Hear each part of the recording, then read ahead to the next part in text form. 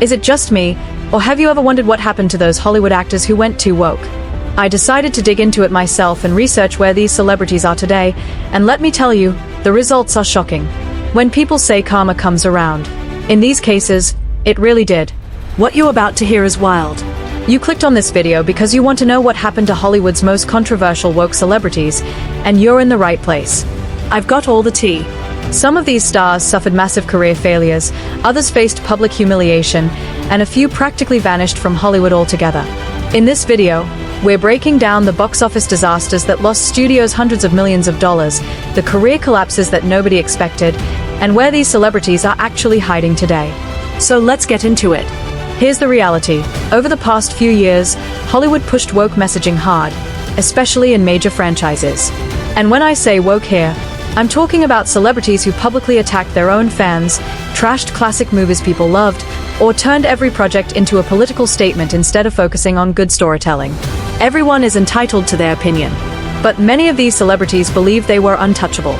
They thought they could say whatever they wanted and audiences would just go along with it. That didn't happen. Instead, audiences voted with their wallets. Ticket sales dropped. Viewership declined. And what you're about to see is what happens when Hollywood forgets one simple thing: fans matter. Let's start with a celebrity who many believe helped derail Disney's most iconic princess remake. When people think of mainstream woke actresses, one name usually comes to mind. And yes, it's Rachel Zegler. If you're not familiar with her, here's a quick rundown. She publicly criticized Disney's Snow White and the Seven Dwarfs, mocking the original story and even calling the prince a stalker. She went so far as to suggest his scenes might be removed entirely. And she didn't say this privately. She said it openly, on camera, during interviews. Let that sink in. Cartoon came out in 1937, and very evidently so. There is a big focus on her love story with a guy who literally stalks her. Weird. So we didn't do that this time. Here's a tighter, more dramatic rewrite that flows naturally from the previous part. And then she just kept going. She said there wouldn't really be a prince, or maybe there would be different kind of prince, and that the movie would take a completely new approach to what everyone traditionally sees as a love story. But here's where it gets really crazy. She was so confident, so sure of herself, that she even joked about her male co-star, Andrew Burnap. She laughed it off like it was nothing and said, All of Andrew's scenes could get cut. Who knows? It's Hollywood, baby. Now look, I'm not going to spend forever breaking down Rachel's entire history. Because let's be honest, most of you already know exactly what she did that helped turn Disney's remake into a disaster. But let's talk about the numbers, because numbers don't lie. Snow White was released in March 2025, and it turned into a massive financial failure. The film reportedly grossed around $25 million worldwide. That might sound impressive at first, until you hear the rest. The movie had an estimated $250 million production budget, and that doesn't even include marketing costs. And in Hollywood, a film usually needs to make about 2.5 times its budget just to break even. Do the math. This movie didn't just underperform, it lost Disney hundreds of millions of dollars. And yes, I mean hundreds of millions. But wait, because it actually gets worse for Rachel. In December 2024, she starred in a so-called disaster comedy titled Y2K, released by A24. And this movie wasn't just a flop, it was a historic embarrassment. It opened to a humiliating $1 million and earned a C- cinema score from audiences. That's brutal. This made one thing painfully clear: she wasn't a box office draw outside of Disney either. The internet had already turned on her, and when the movie finally hit theaters, nobody showed up. And I mean nobody. So the big question is, where is Rachel Zegler now? Well, after Snow White bombed, Hollywood went completely silent. No announcements. No major studio projects. No new blockbuster franchises. Nothing. And just like many celebrities who end up in this position, she retreated to theater. Throughout 2025, she focused on stage productions like Romeo and Juliet and Evita in London and on Broadway. In other words, she disappeared from Hollywood, laying low in the theater world, waiting for the backlash to fade and hoping people eventually forget. And that's where Rachel is right now. Now let's move on to the next woke celebrity who's been struggling, and this one might surprise you even more. None other than Captain Marvel herself, Brie Larson. And let me tell you, this story is something else. Here's the thing about Brie's downfall. It didn't start with bad acting or a weak performance. It started with open hostility toward the audience. Back in 2018, while accepting an award, Brie Larson said something that completely changed the trajectory of her career, and from that moment on, everything started to unravel. I need a 40-year-old white dude to tell me what didn't work for him about A Wrinkle in Time. It wasn't made for him. She famously remarked, "I do not need a 40-year-old white dude to tell me what didn't work for him about A Wrinkle in Time. It wasn't made for him." She went on to say she was more interested in hearing what the film meant to women of color instead. That statement became a turning point. To many fans, it sounded like she was dismissing a large portion of the audience, essentially saying their opinions didn't matter. And people don't easily forget moments like that.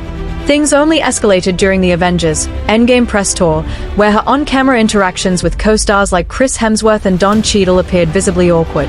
The tension was unmistakable, and clips of these interviews spread rapidly online. Soon, thousands of videos criticizing Brie Larson as unlikable flooded YouTube and TikTok. At the same time, she framed Captain Marvel not just as a fun superhero movie, but as a form of social activism. In doing so, she alienated many longtime fans, particularly male viewers, who felt they were being told their support, and even their ticket money, wasn't welcome. And then came the numbers. Captain Marvel, 2019, earned an impressive $1.13 billion worldwide. But that success came at the height of Marvel's peak, riding directly on the massive hype leading into Endgame. Audiences were watching everything connected to the Avengers. Fast forward to 2023, and the sequel, The Marvels, saw a dramatic collapse at the box office, earning only a fraction of its predecessor. The drop, hundreds of millions of dollars, stands as one of the steepest declines in the history of the Marvel Cinematic Universe. The message from audiences was clear. Without the Avengers brand, without Iron Man or Captain America anchoring the story, they weren't showing up for her specifically. And there's a moment, one unmistakable moment, where it all seems to register. The moment she realizes she's lost the room.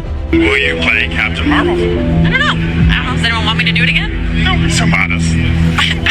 I really don't know. I don't have the answer to that. Now what you just saw right there was Brie Larson answering how long would she play Captain Marvel, in which she gave a very honest answer saying I don't know because people really don't want me. And it's sad that this is actually how she feels. Listen, I'm not the biggest fan of the Captain Marvel movie, not because of her by any means, but people shouldn't be hating on an actress for a movie that they don't like. Nothing in Captain Marvel is Brie Larson's fault. She's an actress. She doesn't deserve hate over a fictional character. Frankly, I find it pathetic how people go out of their way to hate on Brie Larson. She loves the fans that care about her. But of course she doesn't want to be in something for a long time if people don't want her. It's a shame that she feels this way because she's a fantastic actress. Just watch Room if you don't believe me. Honestly, I think the Marvels is gonna... At the D23 Expo in 2022, a Variety reporter asked a simple question.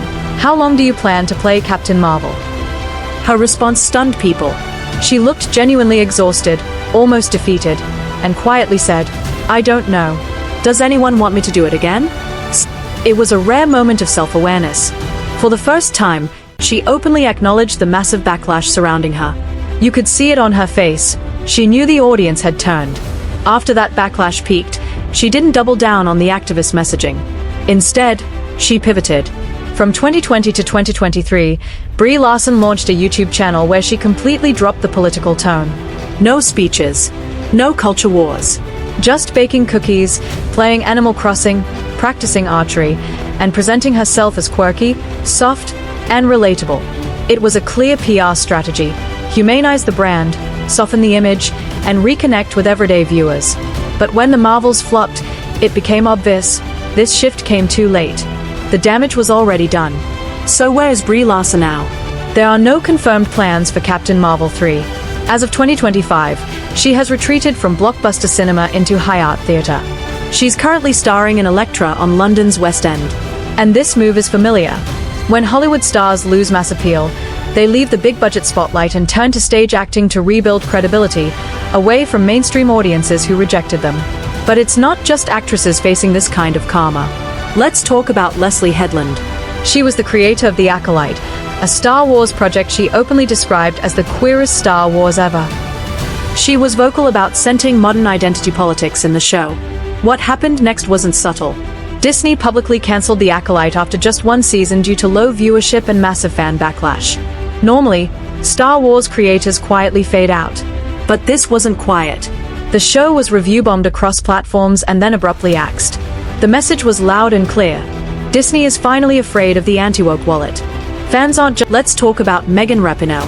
She became a cultural icon for kneeling during the national anthem and publicly demanding equal pay, often simplifying contract realities in the process. But her career ended in what critics called a perfectly written irony. During the FIFA Women's World Cup, she missed a crucial penalty kick that eliminated the United States. Then, in the final match of her career, she tore her Achilles tendon. Afterward, she made headlines again by saying, "If there was a God, this is proof there isn't."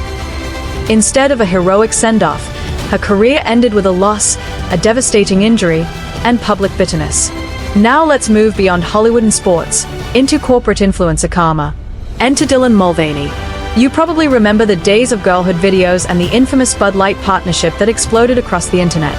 That deal reportedly cost Bud Light billions. And Dylan later admitted feeling abandoned by the brand once the backlash hit.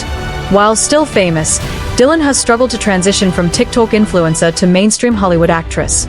Major corporations now see that controversy as radioactive. No brand wants another Bud Light situation. Instead, Dylan pivoted to writing a memoir, Paper Doll, 2025, and pursuing theater rather than big brand deals. That shift alone tells the story. Companies are terrified of losing billions, and they are staying far away. And finally, let's talk about Blake Lively, because this one is messy. She marketed her film It Ends With Us, a story about domestic abuse, as a girls' night out romantic comedy. During press interviews, she encouraged fans to wear florals and grab your friends. But the movie depicts a woman being beaten by her husband. This wasn't a rom-com, it was a trauma story. It got worse. She used the press tour to promote her haircare brand Blake Brown and her alcohol line Betty Booze. Many found this deeply inappropriate given the subject matter. Once backlash hit, the internet did what it always does, dig. And they found a 2016 interview where she— So congrats on your little bump. Congrats on your little bump. What about my bump? The reporter opened the interview by saying, "First of all, congratulations on your little bump," referring to Blake Lively's pregnancy. Blake immediately fired back in a mocking, sarcastic tone. "Congratulations on your little bump." Here's the problem. The reporter wasn't pregnant. And what made it even worse was what viewers later learned. That interviewer had struggled with fertility issues and had difficulty conceiving. Blake had unknowingly mocked her on camera, in front of the world. That moment shattered the illusion. For many people watching, it confirmed what critics had long suspected, that the polished America's sweetheart image was just that, an image. Underneath it was something else entirely. Mean-spirited, dismissive, bully behavior caught in real time. But then came the twist that made the entire situation even more shocking. The internet overwhelmingly sided with Blake's male co-star and director, Justin Baldoni. So do you feel free now to try everything? I mean, what is the next What does 5 that years? mean? Well, in terms of trying, I mean, you apparently are not going to sing if you didn't think you can sing. I sang in this movie. Well, You yeah. see the movie. I did see the movie. Reports later surfaced claiming that Blake Lively attempted to have Justin Baldoni removed from his own movie, a project he was directing and deeply invested in.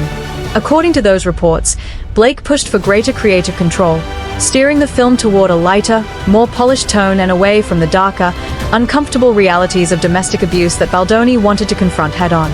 Instead of being viewed as a strong woman standing up for herself, she was increasingly seen as a privileged bully, someone who allegedly leveraged her status and her husband, Ryan Reynolds, to steamroll a director who was trying to treat a sensitive subject with seriousness and respect. Then came the legal war. Blake claimed that the wave of online criticism against her was the result of a coordinated smear campaign orchestrated by Baldoni. She accused him of harassment on set and said he made her feel uncomfortable during production. Baldoni flatly denied those claims. He fired back, saying the opposite was true, that Blake was extremely difficult to work with, and that she and Ryan Reynolds attempted to hijack the project and wrestle creative control away from him. Blake believed she had a decisive gotcha moment when she released selected text messages from Baldoni's team to the public. But that strategy quickly backfired. Baldoni responded by releasing the full message threads, showing that the texts had been selectively edited and stripped of context to make Blake appear like the victim. Then things took a truly bizarre turn. When Baldoni released Blake's own messages, the internet was stunned. In them, Blake compared herself to a queen from Game of Thrones, claiming that Taylor Swift and Ryan Reynolds were her dragons, protectors who would fight her battles for her. You genuinely could not make this up. Since then, Hollywood has largely gone silent. Very few industry insiders have come to Blake's defense. In fact,